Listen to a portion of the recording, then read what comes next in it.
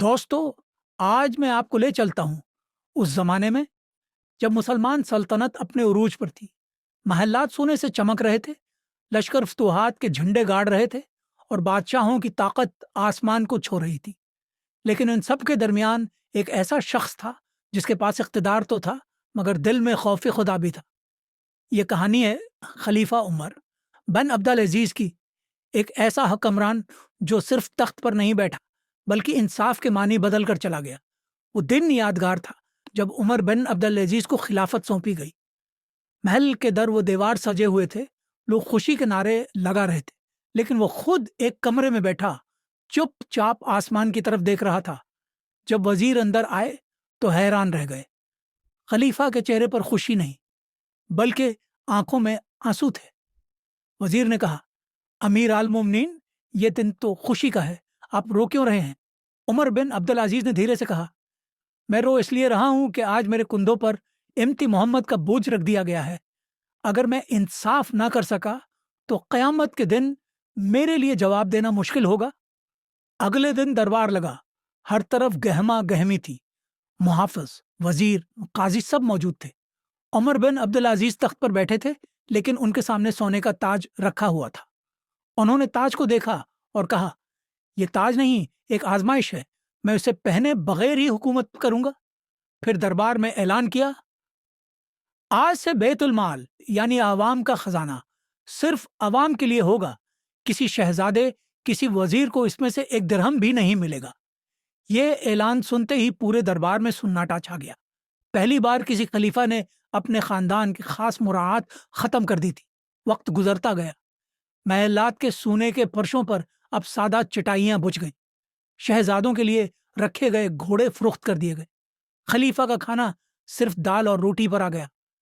ایک دن ان سے ان کی بیوی فاطمہ بنتی عبد الملک نے پوچھا، امیر المومنین، آپ تو خود بادشاہ ہیں مگر آپ کا حال تو ایک فقیر جیسا ہو گیا ہے۔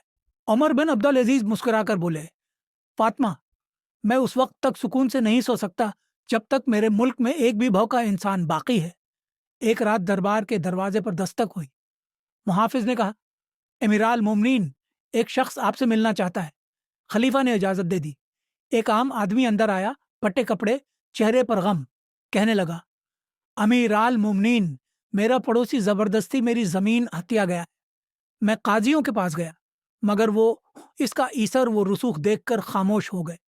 عمر بن عبد العزیز نے کہا، کل صبح وہ آدمی تمہارے ساتھ میرے دربار میں آنا۔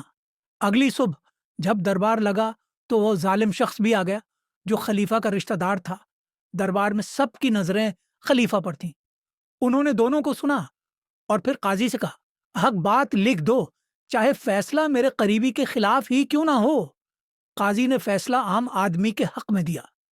خلیفہ نے کہا، یہ ہے وہ عدل جس کے لیے مجھے یہاں بٹھایا گیا ہے۔ کچھ سال گزرے۔ عمر بن عبد العزیز کے دور میں خوشحالی اتنی بڑھی کہ بیت المال میں اتنا مال جمع ہو گیا کہ کوئی لینے والا نہ بچا۔ قاضیوں نے اعلان کیا، اگر کوئی مقروض ہے تو آ کر قرض لے جائے، اگر کوئی محتاج ہے تو مدد لے جائے، مگر کوئی نہ آیا۔ تاریخ کہتی ہے کہ اس دور میں زکوٰۃ دینے والے زیادہ تھے، لینے والے کم۔ یہ وہ وقت تھا جب زمین پر انصاف اترا ہوا محسوس ہوتا تھا۔ ہاں تارا، مگر وقت کسی پر ایک سا نہیں رہتا۔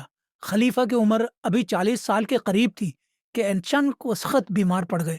طبیبوں نے کہا، امیر المومنین، آپ کو زہر دیا گیا ہے۔